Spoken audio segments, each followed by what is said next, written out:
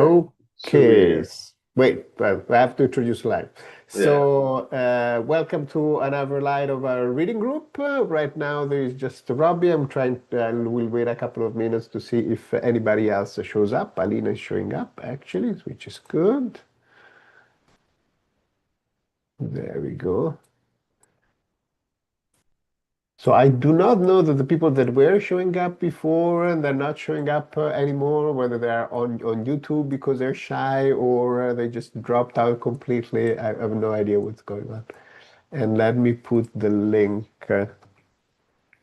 yes, here. But yeah, if live attendance dwindles to the point that we are just in two, I don't know if this is uh, sustainable, essentially. At some point, it just becomes me reading, and it's not very useful. Okay, so let's get started. Let me share the the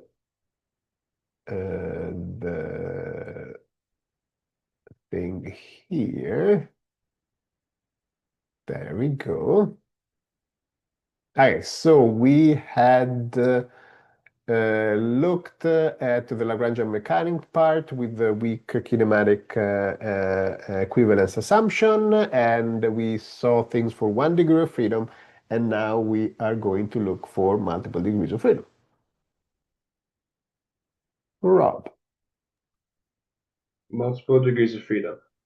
The above discussion captures all of the important elements of Lagrangian mechanics and the action principle, even if it is limited to the single degree of freedom case. Still, we should generalize to the multiple degrees of freedom case. Note that the equations we wrote for the Lagrangian and the action are already in generalized form. The only thing that we need to do is derive the expression for the vector potential theta A in the general case.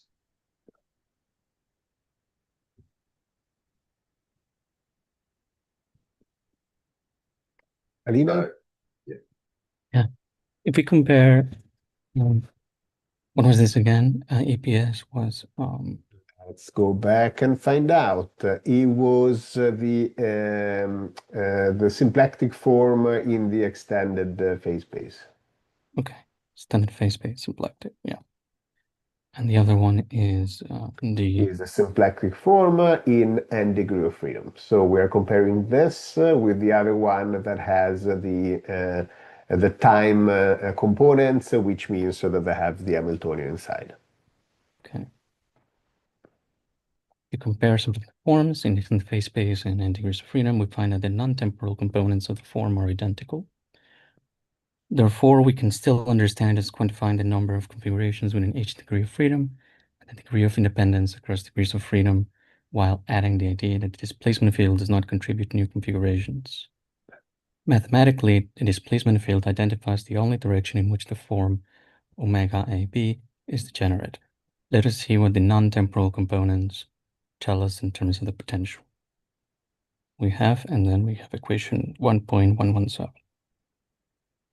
So this is just the condition that we have independent degree of freedom, right? That we have the Q's and the P's form a degree of freedom, so they count states, while QI and QJ and PI, PJ, if you mix different degrees of freedom, you get nothing. You don't get configurations.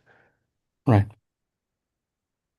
We can use our gauge freedom to set theta P1 equals 0, much in the same way we did before. We now have a partial Q1 theta P1 equals 0, and by the first condition, partial P1 theta Q1 equals 1. Yeah.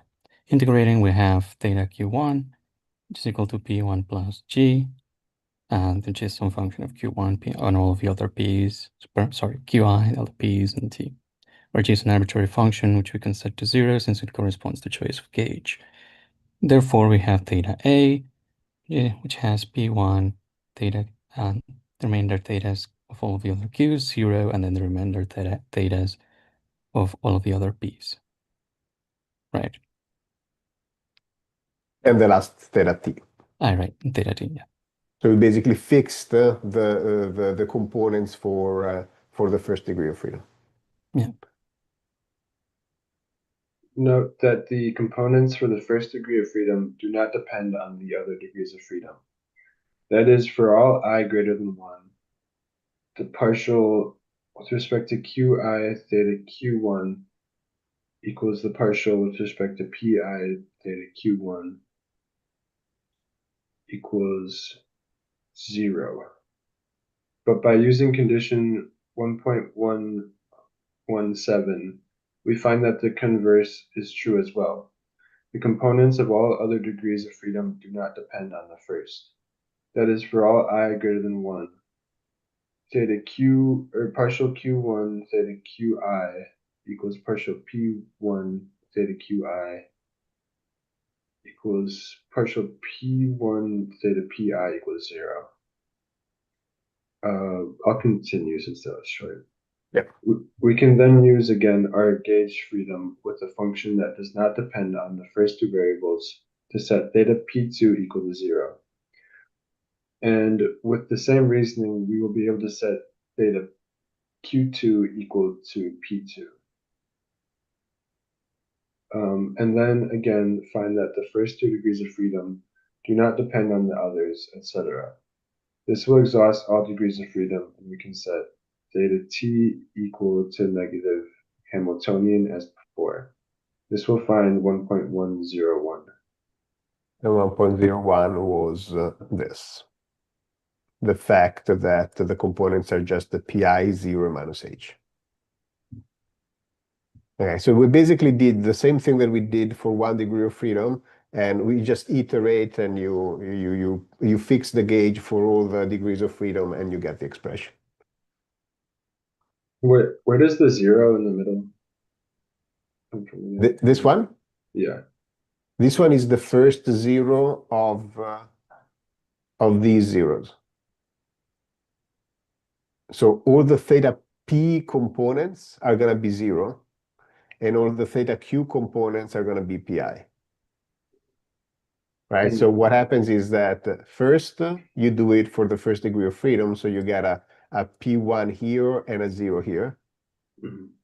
And you do this because you looked at the first condition here, and so you were able to sort of based on this you were able to set the theta qi. So you set this is 0 because you set it as 0 because you have 1 gauge freedom, and then with that you use the first equation, and you find that you can set the first thing as just pi. Then you basically say, okay, since all these two components, right, do not depend on any other any other variables, they just depend on the first degree of freedom. You use the second equation to turn it around, right? Because what this does is that if you put this on the other side, you have the equality. So if you have that this component does not depend on Q1, then the component on Q1 does not depend on Q2.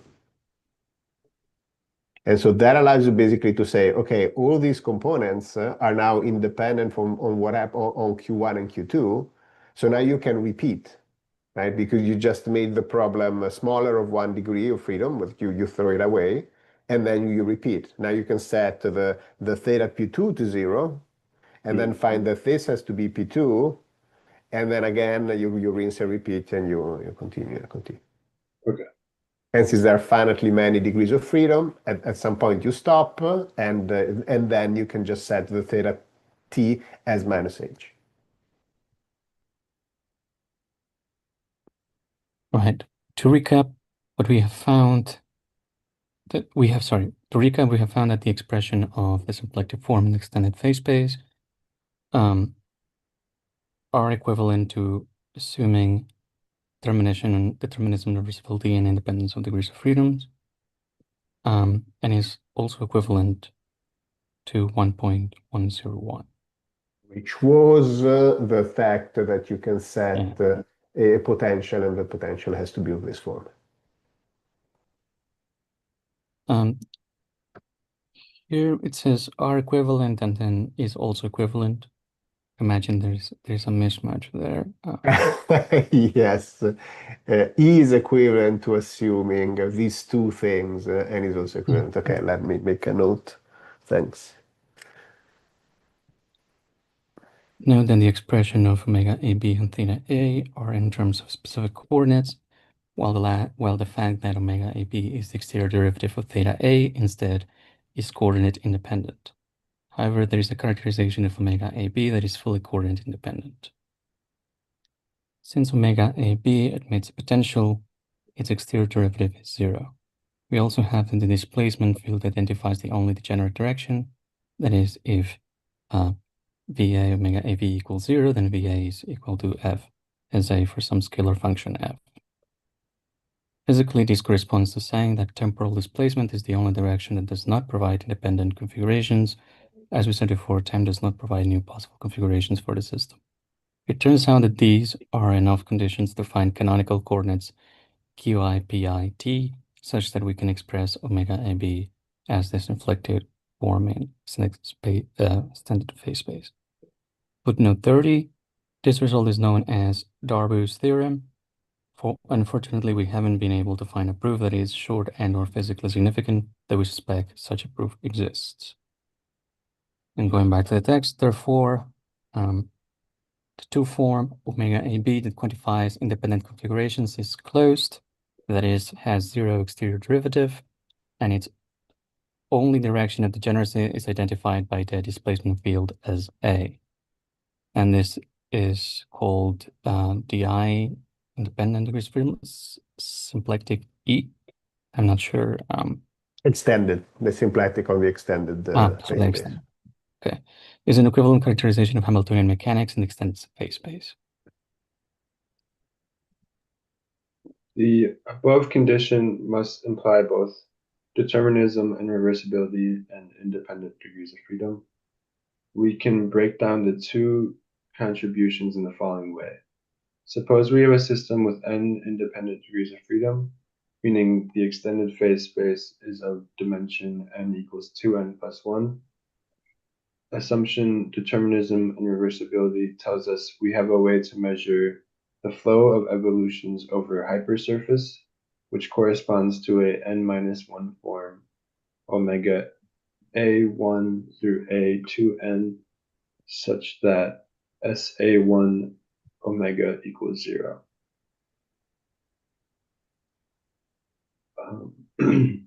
This is just stating that given that omega a1 through a2n measures the flow through an infinitesimal 2n dimensional parallelipiped, if one of the sides is along the direction of flow SA, then the flow will be parallel to the parallelepiped.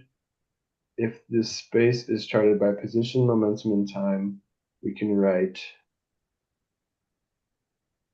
is that the Levi-Civita? It's a Levi-Civita symbol, yes.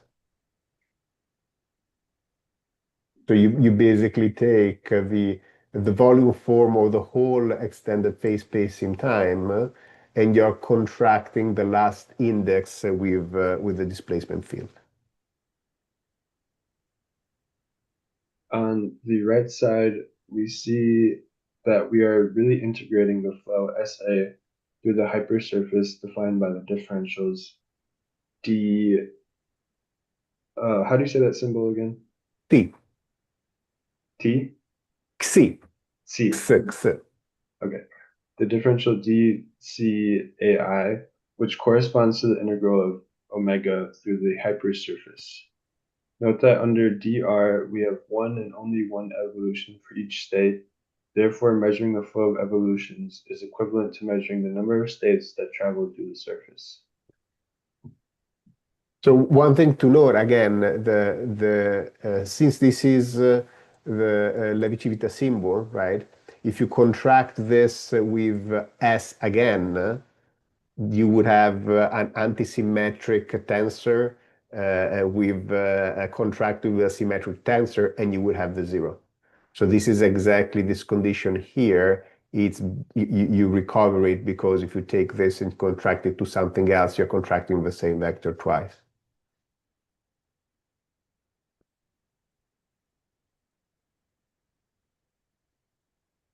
as we said, this setup was motivated by assumption dr alone.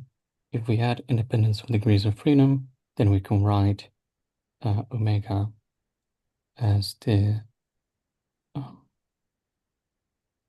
what is this operation again? So this is the wedge product, right? So what happens Right. if we're basically, this would be the volume form, right?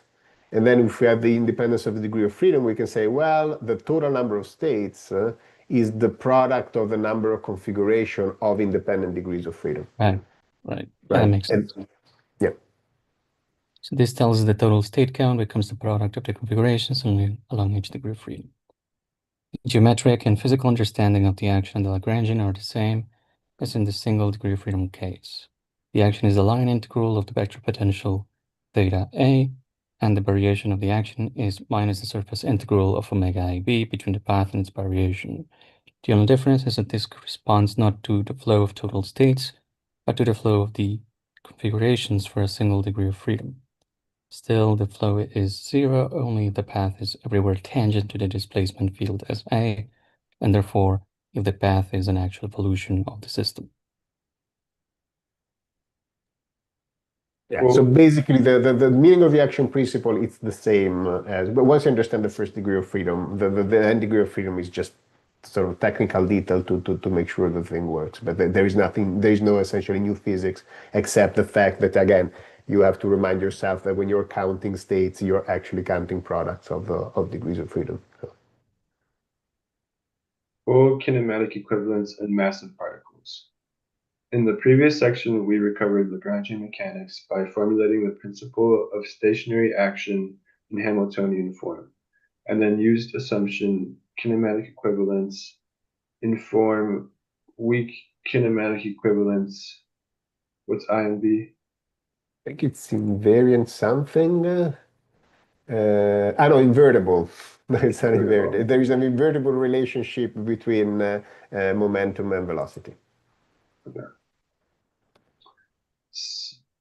Simply to express it in terms of the kinematic variables. This is the weakest use of the assumption, as it only assumes we have an invertible map between velocity and momentum. However, we will find that this is not enough to define a meaningful count of configurations over kinematic variables, which requires states to be uniformly distributed over velocity. This leads to a stronger version of assumption kinematic equivalence, which requires the map between velocity and conjugate momentum to be linear, which in turn fixes the dynamics to be to the one of massive particles under scalar and vector potential forces. Linear map between linear spaces. Condition with kinematic equivalence invertibility imposes at every position an invertible relationship pi equals pi of qj vj. So yeah, you can just write the momentum in terms of position and velocity between conjugate momentum and velocity, which can be arbitrary. Note that both velocity and momentum are linear objects, and therefore it would seem natural to require a linear relationship between the two. Though we do not have at this point a clear physical reason to impose this restriction, let's see what it would entail.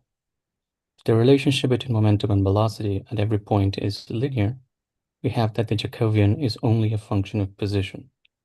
Moreover, since it is a linear map between a vector and a covector, the map must be a tensor.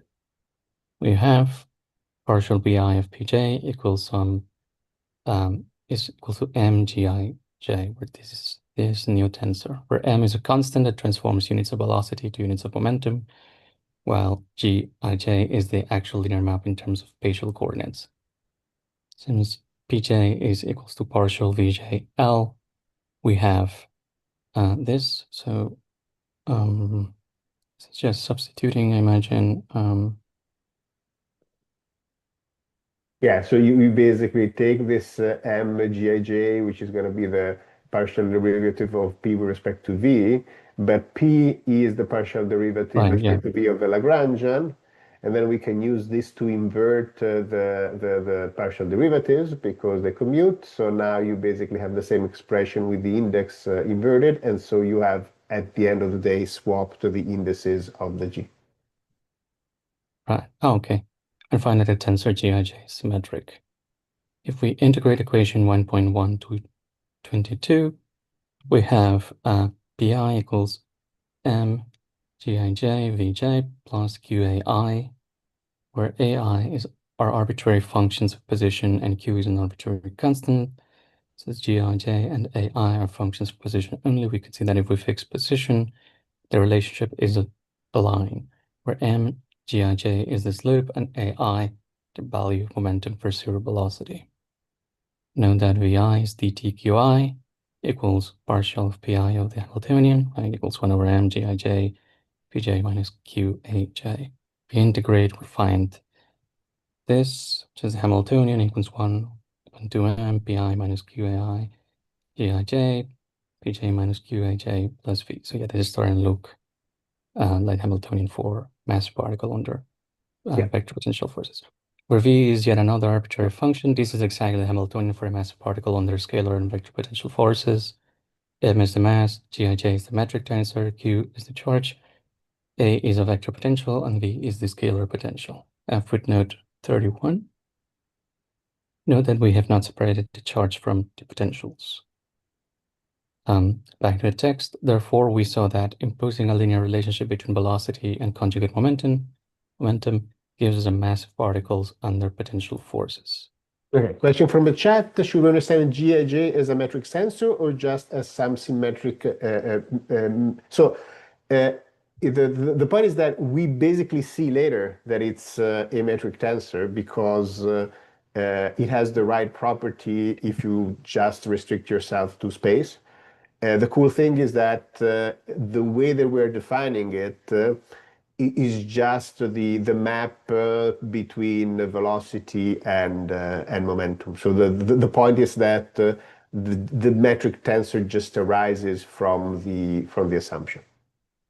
That's basically the cool thing. Not only the metric tensor arises from the assumption, but the fact that we have a massive particle and the fact that we have scalar forces, scalar potential or vector potential forces, which is to me, it's like, what? We just required, the only problem with this is that I still struggle. I don't have, I feel, and this is why I don't claim that this has to be like this.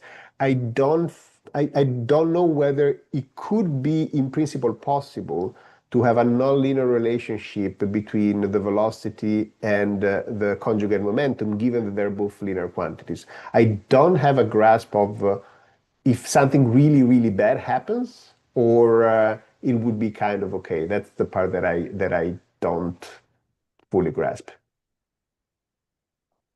Is this reverse engineering of Riemannian geometry? Clearly, we only dealt with exterior forms. So, yes. So the way that because of all this work, the way that I think about this metric tensor, and we'll see it even coming out later, I think it as basically a component of the symplectic form. So we will see, I'll jump ahead at some point just to give you a sense. Let me see if I can find it. It should be buried in, there you go. If you express the symplectic form, hello censorer, if you express the symplectic form in terms of position and velocity, then you see the metric tensor popping in basically the component of symplectic form that is the cross, like is the one that links the position with the velocity. So I haven't fully digested all of this, and there is probably more work to be done to understand the full physical of all this. But the point is that, so more in general, we saw before that defining a symplectic form is the same as being able to define entropy. And in a sense, the fact that we're defining an entropy is also what allows us to define a metric tensor in space time. More than this, I don't have a clear idea. And now I have to remember where we were.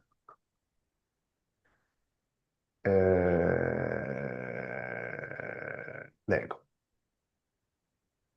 No? Yes. We were here. Yes. Oh, another question. What about B refringings, for example, of light? Is it still covered in the same session? So keep in mind that we're doing particle mechanics. We do not have a field theory yet. In fact, there are some technical issues of putting a symplectic form on fields that I don't know exactly how it works, and so I'm not able to generalize. So we can do everything on particle mechanics, meaning when we are able to describe what happens to the position and the momentum. I do not have a law of evolution for the fields themselves. It's very likely that once you have set up your symplectic form correctly and you write the laws of evolution for those fields because you assume that the fields are also evolving deterministically reversibly, you're going to be able to find Maxwell's equations. But right now we do not have Maxwell's equations, so the fields are basically set. We don't know how they evolve. So everything about light, I basically can't say anything because I don't have Maxwell's equation.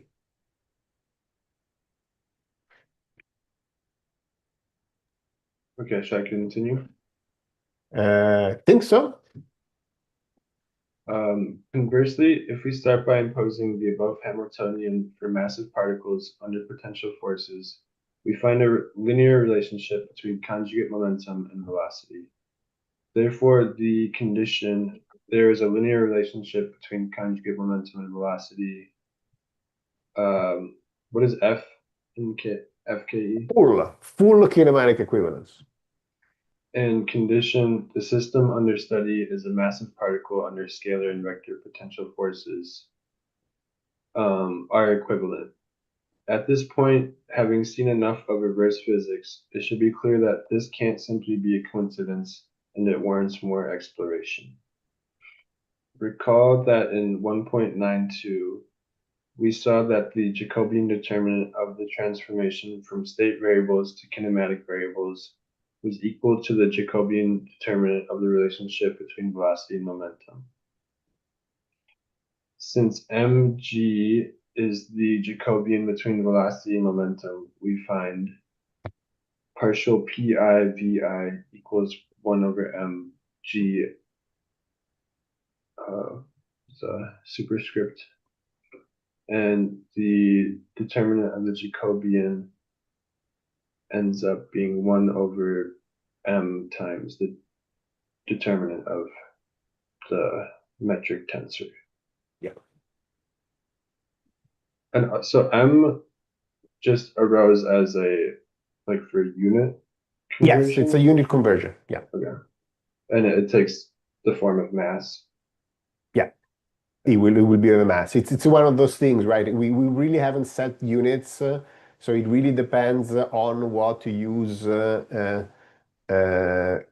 what you set the units of conjugate momentum, right? But in standard units, if you set the units of conjugate momentum as basically the units of action over position, or actually over q, because q could be not position, could be angles, could be areas, could be whatever they are. You get the expression. So recall that the existence of a non-singular Jacobian is what allowed us to express all differential objects, densities, phase space, areas, and volumes, the symplectic form, in terms of kinematic variables. This forces those expressions to be in terms of position only. We therefore have that the following conditions are equivalent to each other and equivalent to full kinematic equivalence, linearity, and full kinematic equivalence, like vector and potential forces. Yeah. The Jacobian of the transformation between state variables and kinematic variables is a non-singular function of position only. densities over phase space can be expressed in terms of position and velocity by rescaling the value at each point. Rho of position and velocity times the determinant of the Jacobian is rho of the canonical position. Yeah. So you're basically transforming. You say, look, I have a distribution on position and conjugate momentum. Like I have a probability distribution and conjugate probability distribution, position and conjugate momentum. Now I know that I can transport the position to velocity, right? Because I have the kinematic assumption. So I'm gonna be able to write the distribution, the density distribution of position and velocity in terms of the one position and momentum. And here you're making the extra assumption that the Jacobian that you have between the three transformation only depends on position. And if you say that that only depends on position, that's equivalent to say you have a linear relationship between momentum, conjugate momentum, and velocity. And you have inertial masses, and you have vector potential forces, right? Isn't it crazy? Like, yeah, so that's how it works. And the same thing applies to volumes as well. If you have a volume in phase space and you want it to convert it to a volume in kinematic variables, then that function only depends on the position.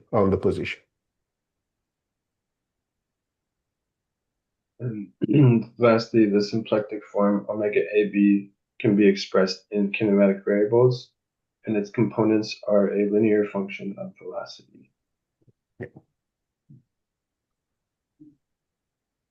To understand better these conditions, consider that density rho QP over phase space and its expression rho XV over kinematic variables.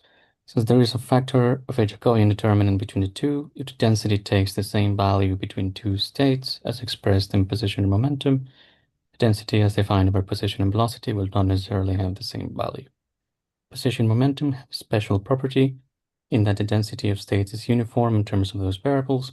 Therefore, comparing densities in those variables is simply a matter of comparing the value of density.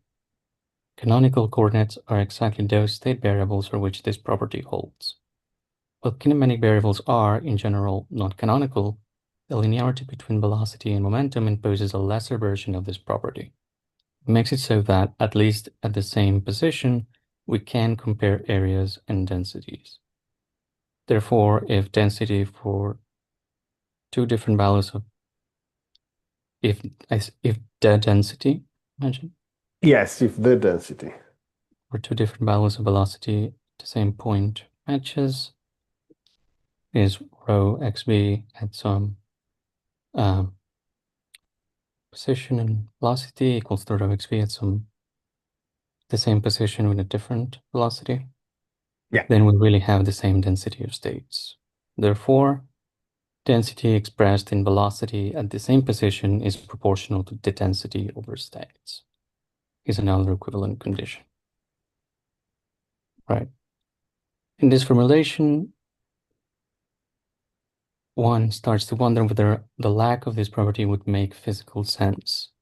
We can understand that nonlinear transformations of position, since they stretch and shrink space differently at different points, would make it more complicated to understand whether two densities at two different points are the same.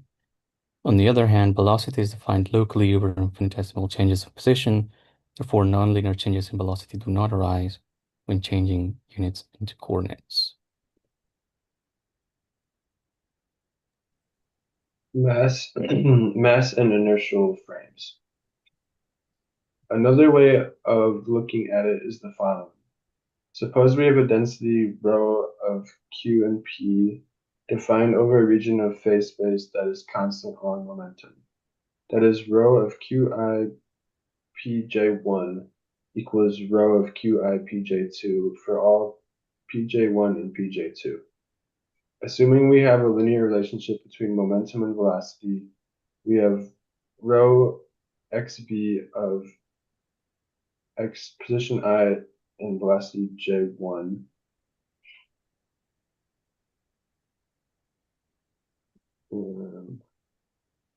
Now I have to remember what we're doing. So this is the density distribution in position and velocity.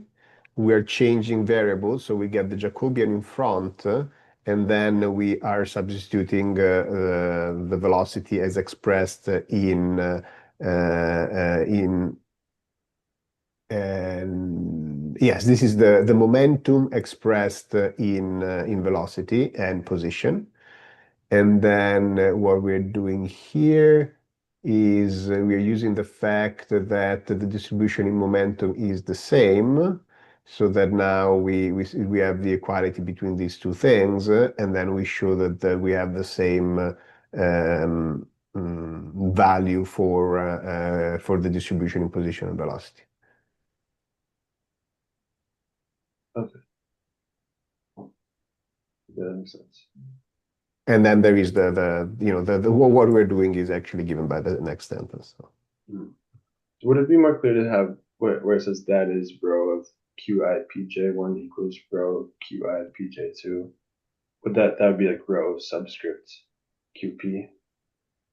Say it again. So in the paragraph before it, rho of qi pj1, that's like Yeah. rho subscript qp. Yes. Okay. So maybe I should add those QPs before so that it's clear. Mm. So this is the funny things where densities, it would be nicer to think as them as volume form. And so what I'm doing by writing XV and QP there is basically say that those things are volume forms, right? But it's not something that we standardly do, and I don't know whether the notation and the thing actually works, because you have the problem that volume forms, like if you flip around the change sign, but you don't think of the density distribution as changing sign. So like it's one of those things that if somebody went through the whole math to make sure that we can have a notation that makes sense, it would probably, we would be able to rewrite the whole thing in a more consistent way. It's again one of those problems where if you do differential geometry, you typically use completely coordinate-free things, and so but then when you do again probability theory and statistics, you use these notions of derivatives on volume, and you use different notations, and it would be nice to have something that works for the whole thing. So anyway. Therefore, if we have a linear map between velocity and momentum, uniform distributions along momentum correspond to uniform distributions along velocity. The converse is also true.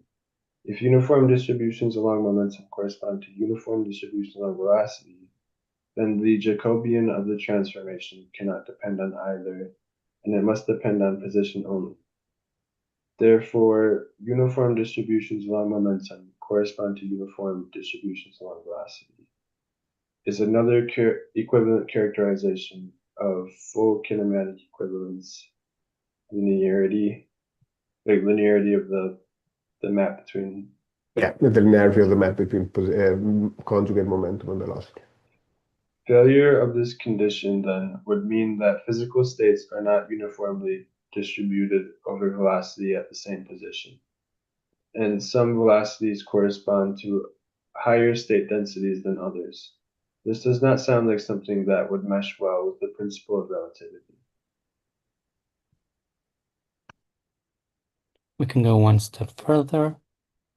Suppose we can find a coordinate system for which Gij over a finite region is the identity matrix delta. Physically, this corresponds to a Cartesian coordinate system in an inertial frame. In this frame, the determinant Gij equals 1, and therefore densities over kinematic variables differ from densities over phase space by a constant of proportionality, the mass. We have the following characterization of mass. Inertial mass tells us how many states there are per unit of area of position velocity in an inertial Cartesian frame. And this is condition inertial mass. This characterization of mass works even for massless particles, while the standard one does not.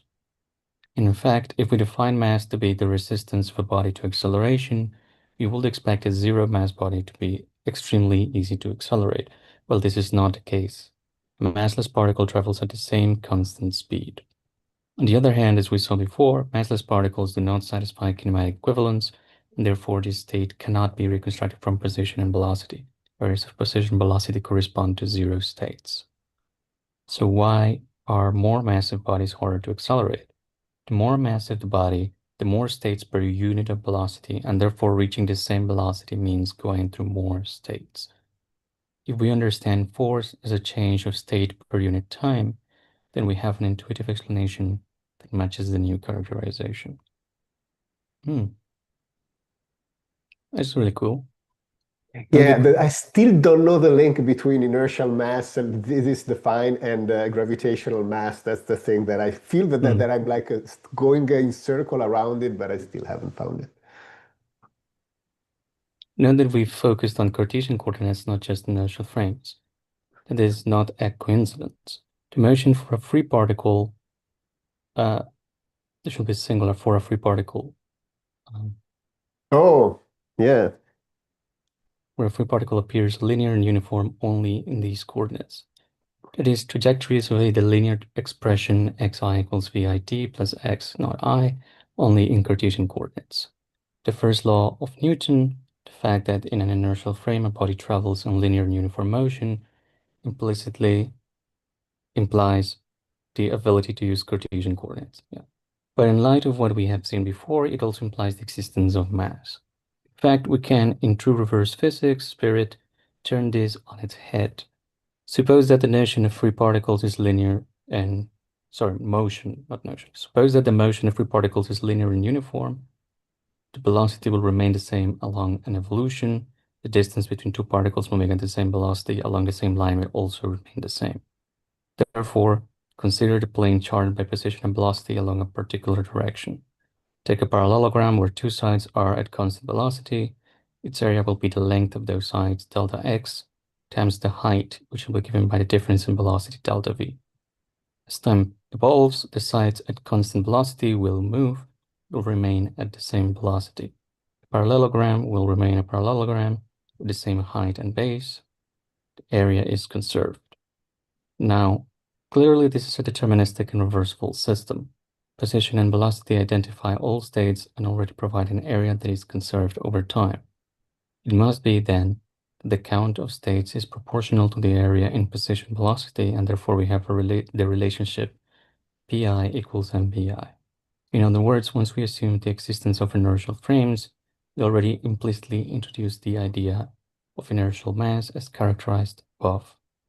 The above discussion links the linearity between velocity and momentum to the existence of inertial frames. Therefore, at each position there exists a local inertial frame is equivalent to the full kinematic equivalence linearity condition. Note that here we are claiming that only local inertial frames are needed. To see that, note that a change of position coordinates fully determines the change of both position and velocity.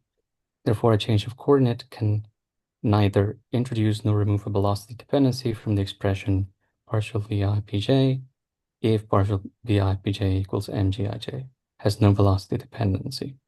We can always find a local spatial coordinates as the gij is equal to delta ij. Yeah. Therefore, partial VIPJ has no velocity dependency if and only if we can find a local inertial Cartesian frame. Yeah.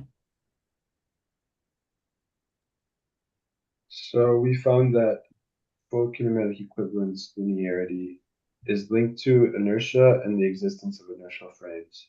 But in what sense is it linked to the assumption kinematic equivalence? Suppose one gave us all the kinematics of a system, which are fully defined by the reference frame and all possible trajectories. Velocity as a quantity is fully defined in terms of position and time. Now, assumption KE tells us we must be able to recover the full dynamics. We must be able, for example, to convert a distribution over kinematic variables to 1 over state variables. This is essentially a change of units of the density rho from position velocity to position momentum. But if velocity is a derived quantity fully defined by position, and it should be the case that the transformation rule of rho is only a function of position. Therefore, the position fully defines the units of all state variables. Therefore, an invertible transformation between momentum and velocity is an equivalent characterization of FKE Lin. Ultimately, this must be the case if KE holds. Trajectories in spacetime are fully specified by units of position, and since we must be able to reconstruct states from them, so the units of momentum must depend on them. While this argument works on physics grounds, we cannot carry it out in a mathematically precise way. The issue is that current mathematical structures are devoid of the concept of units and of the type of definitional dependence we use. What does it mean in a precise way that velocity is a derived unit from position and time? What does it mean that temperature is a derived unit from energy and entropy? Covariance and contravariance capture some hint in terms of change of units, i.e. how do units of velocity or momentum change if I change the units of position. But this is sufficient only when some initial relationship is assumed. Capturing this initial relationship requires conceptual and mathematical tools that are not currently available. Yeah, so we'll see later that this whole thing of units is actually super important even to derive the notion of conjugate quantities and everything. And that's the part, I'm fully convinced that the argument on a physical sense, on a physical basis works because we have this notion of units and primary variables and secondary variables in that sense and derived units. But I don't know how. I've been trying to use some measure theory in some sense to define some things in a very general way, but I haven't been able to carry out the whole thing. So I would stop for question, and I would probably not start the next one because we would just run out of time and then end up in the middle. And I think it's better to do essentially relativistic mechanics for next time. So I would stop for question if Robbie, you or Alina have questions, or if there are questions in the chat. I think the wording on that last condition, the unit condition, is odd. It should be there exists an invertible transformation or something like that. So the position fully defines the units of all state variables. Therefore, an invertible transformation. Oh, yes. And therefore it defines an invertible transformation. That's what it is applied. So the position fully defines the units of all state variable and therefore an invertible transformation, right? If I just add an and, would that be better? Fully defines. Oh, right, because it's like you're distributing the defines. Yeah. Defines the units and an invertible transform. Yeah, that makes sense. Yeah. Yeah, I think it's missing an end. I was just wondering how far are we in the book? In terms of reverse physics, there is the part that we're going to do relativistic mechanics. So right now we were in the phase space extended only by time. Next time we're also going to extend it by energy, and then see that basically you have a type of relativity that you can do without even knowing that you have a metric tensor that basically already Hamiltonian mechanics. So if you want to make, so we saw that Hamiltonian mechanics has a notion of deterministic and reversible evolution. If you make that notion relativistic, meaning that you allow for coordinate transformation that mix time, you already have a lesser form of relativity. It just comes out of the equation. And then after that, reversing phase space means that we're going to see why do we have a symplectic form and why do we have conjugate pairs.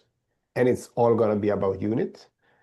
And then reverse Newtonian mechanics is just to show that if you only assume the full kinematic equivalence without assuming deterministic and reversible evolution, you get Newtonian mechanics, right? So the Lagrangian mechanics, as we saw, it was already a subset of Newtonian mechanics. We basically didn't know what was the assumption on Newtonian mechanics is the full kinematic equivalence.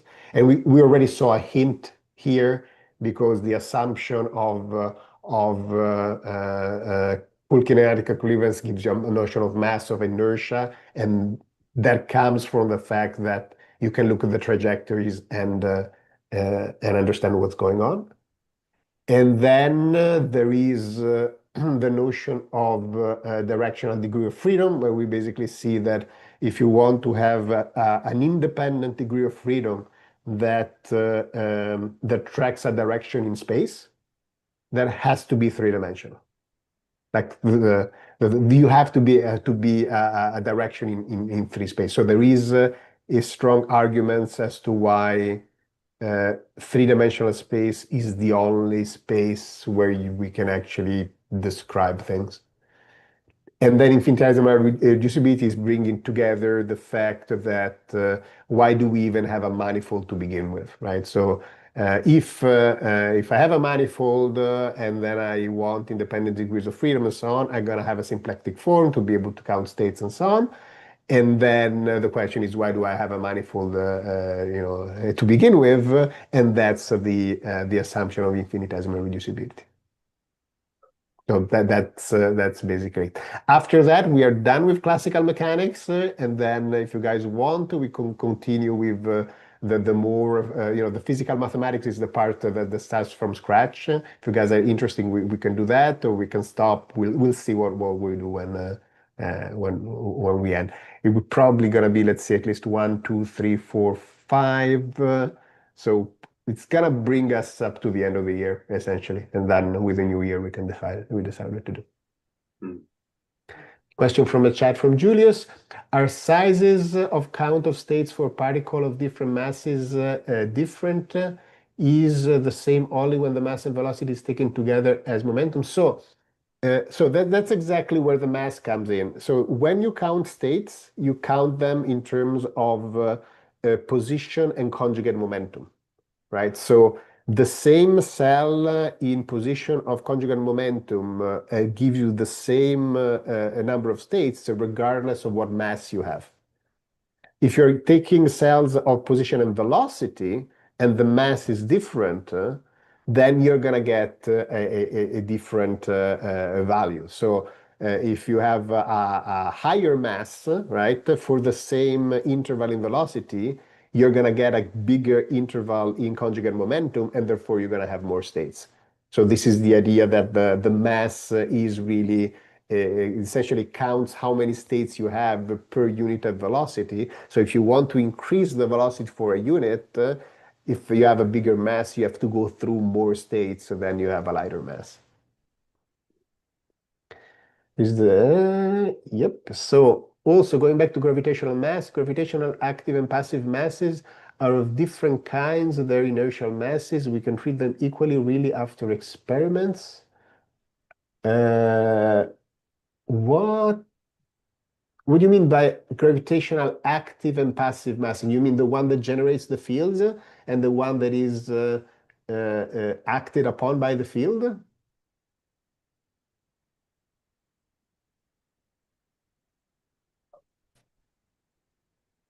Okay, I never heard of the difference. So I can see the difference. Like one you get it from the field, and so they're different kinds. That inertial masses. Okay, so I'm not sure if gravitational masses should be pulled into inertial mass domain, probably more likely into gravitational charge. Right, so yes, so it's gonna be a gravitational charge. And I don't have a field theory. As we'll see later, right, there's one thing that it's a complete open question to me, is whether, so we find later, much later, let's see, or maybe it's just next time. Next time, I basically am able to define, these things. I'm gonna have a field that is basically the electromagnetic field, and the other field, which is a field that I get from this G, right? And currently, I do not know, right? Since we're just doing particle mechanics, we don't have a field theory yet. But if these two fields are independent, that is, I can choose this field, I can choose the A's, and I do not have any requirements on the G's, then they're basically two different things, and it is whatever it is. The question is whether there is a link between these two. That is, even if I'm in particle mechanics, actually there's going to be a dependence between F and G because, for example, the symplectic form has conditions. It can't be any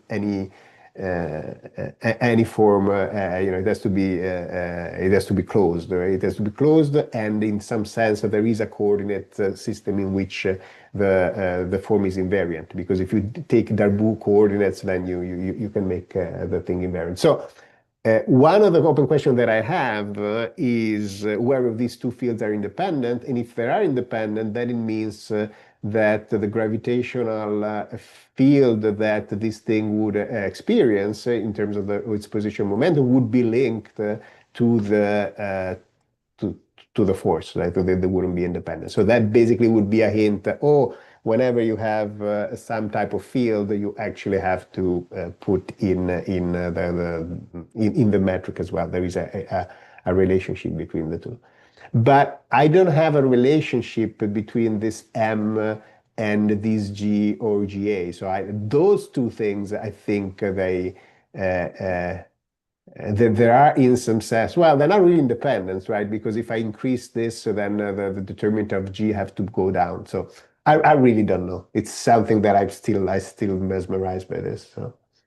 So maybe there is a magical connection by equating all these masses, which makes the Diozeric motion of all the masses the same. Oh, okay.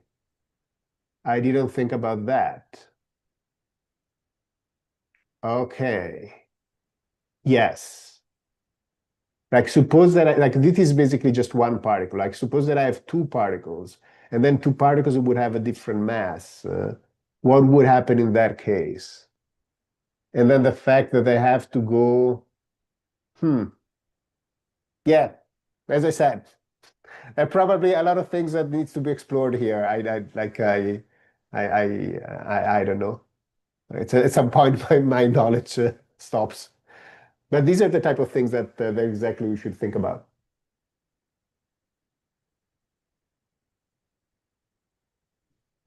Yeah. So I do not have a reversal of general relativity. So I don't know why. So the idea would be why do we have exactly those equations in general relativity, right? That would be the first thing that I would want to know. But before doing that, I need to have an extension of all of this in field theories, right? Right now it's for particle mechanics. So the degrees of freedom are just the position and momentum. So they're like you have finitely many. In a field theory, you have infinitely many, you actually have a continuum. And so the idea that there should be a way to relate those degrees of freedom to this, and you should be able to put an entropy on all of this, and define the spread of the field at each point, and how if the field moves, right, you have the spread on the field. How does the spread of the field moves when you're moving through space time, right? So those type of things would need to be understood to be able to relate all this.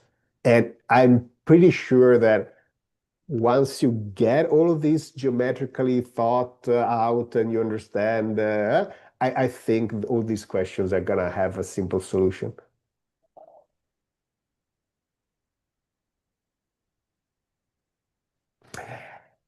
So the question is, maybe this is a question of constructing potential energy in Hamiltonian. So far we have only derived the kinetic part. So the real interesting part, again, when you're gonna do and we'll see it next time, but just to give you a sense, When you write things in the extended phase space where you're extending by both position and momentum, you are gonna get a for velocity, and the for velocity, like there is a link between the for velocity and the conjugate momentum, right?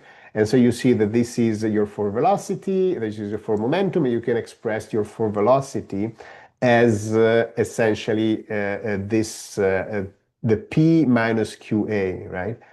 So this P minus QA is effectively the velocity. And when you write the Hamiltonian on the extended phase space, this is just V square. This is just a U square, which relativistically is going to be C.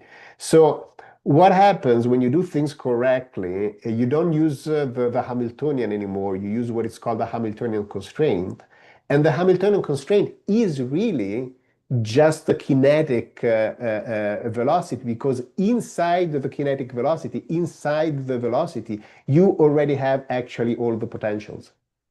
So, so this idea of division of potential energy and kinetic energy, like it sort of becomes very different when you do it. And again, I do not know how it works for field theories. So anyway, we're gonna look at these things, next time, so that we can see them, slowly and then go through all the details. I don't think there is value to talk about them right now.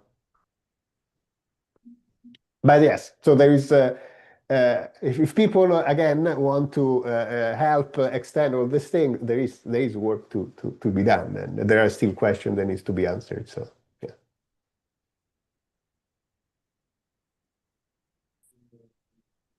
Okay, and then with that note, we end here, and thank you for joining, and thank you for everybody else who is watching this later, and see you next time.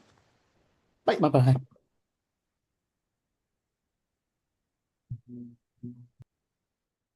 Yay!